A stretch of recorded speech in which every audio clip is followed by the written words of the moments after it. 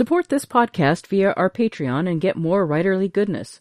Visit patreon.com/nanocast to join up. Welcome to NaNoWriMo Every Month. My name is J. Daniel Sawyer. I'm the author of some 20 books, 34 short stories, and numerous articles and other things, and I am your guide on this journey to use NaNoWriMo to level up to professional output levels. Welcome to The Questions, Episode 74. Today Ben asks, I've noticed that as I learn about stories and how to tell them, I'm not enjoying my favorite books and shows as much anymore. The magic seems to be gone. Will it ever come back, or am I screwed for life? Help! Ben, what you're describing is a phenomenon called watching the furniture move. It comes from stage plays, where between scenes they will turn the lights out and stagehands will come out in black outfits, pick up the scene settings, and move them around for the next scene. If you've only watched plays, you barely notice it, but if you've ever been in a play, you can watch the furniture move, and you can tell by the way the stagehands are moving exactly what's going on. And that can be distracting, to say the least.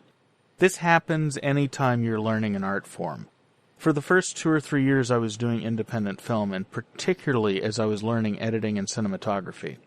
Every movie I watched, I was keenly aware of all the furniture moving. I was noticing the ways in which the choice of shots was influencing my emotions, the way that the timing of dialogue and the sound design and its relationship to the music and the different cues and timing of the music and the mix of the music, and how all that worked together to manipulate me as an audience member. And it did, for a while, take the fun out of it as an audience. Now, as someone who is learning how the craft of filmmaking works, it was tremendous fun because I could sit there and basically geek out.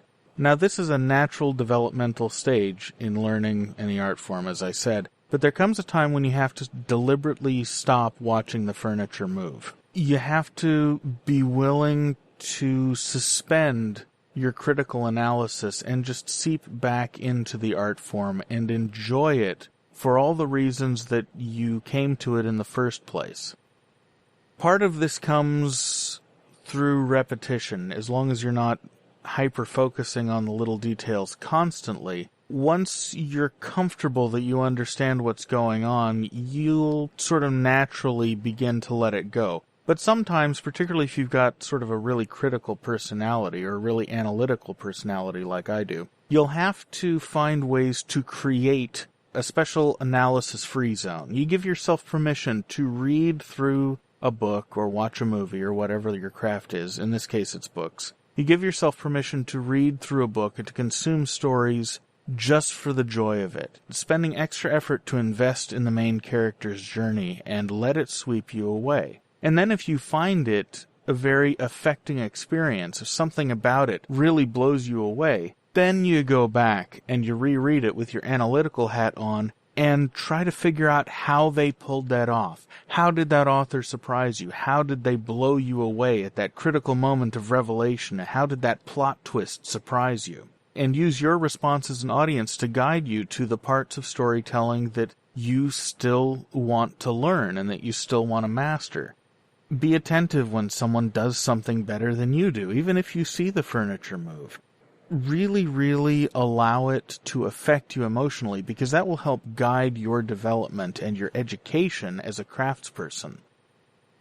But above all, it really is important to find ways to foster the joy in consuming, to foster your engagement as an audience, because that's what keeps the whole endeavor fresh to you. It's what keeps you from just being someone who rankly manipulates your audience.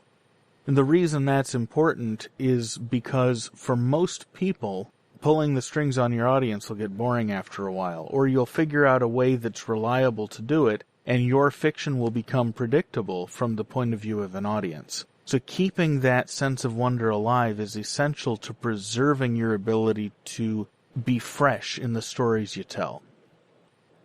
One of the ways that you can do that is to deliberately consume stories that are outside your normal taste bailiwick. Pick things that are likely to appeal to you, but that you wouldn't normally choose in a world where you weren't a writer. Because people who write in different genres, or people who write different sorts of stories than you are accustomed to consuming, particularly different sorts of stories than are your favorite, go-to, deep-in-the-rut soundtrack of your life type of stories, those stories will employ different techniques you've never seen before, techniques that, because you've never seen them before, they will slip right by your analytical brain and go straight to your heart and blow you away. And that sense of discovery will keep the joy alive, and it'll also keep you growing as a writer. The constant theme through all of these sorts of questions that I've been responding to about staying out of your own way, about staying fresh, about continuing to learn and grow, is to remember to play. Remember to embrace the joy and love the process, and find ways to trick yourself into doing that if you get jogged out and you're stuck being analytical all the time. I'm a big fan of logic and analysis and intellectual rigor, but when it comes to the creative arts, you have to tamp down on that side of yourself a bit in order to let the chaos and the stew from which all those illogical connections in your brain between ideas that don't have anything to do with each other get made, because those new connections, that's the meat of creativity, and you want to foster that creativity. Feed yourself on novel experiences and try to foster within yourself a childlike wonder at the times you get flummoxed and fooled. If you're into stage magic, one of the best and most inspiring examples of this kind of thing I've ever seen is the Penn and Teller show Fool Us. Here you've got, it's a competition talent type of show where people go on and they do their illusions and they try to fool Penn and Teller about how they did the trick, and if they succeed, they get to open up for Penn and Teller at their show in Vegas.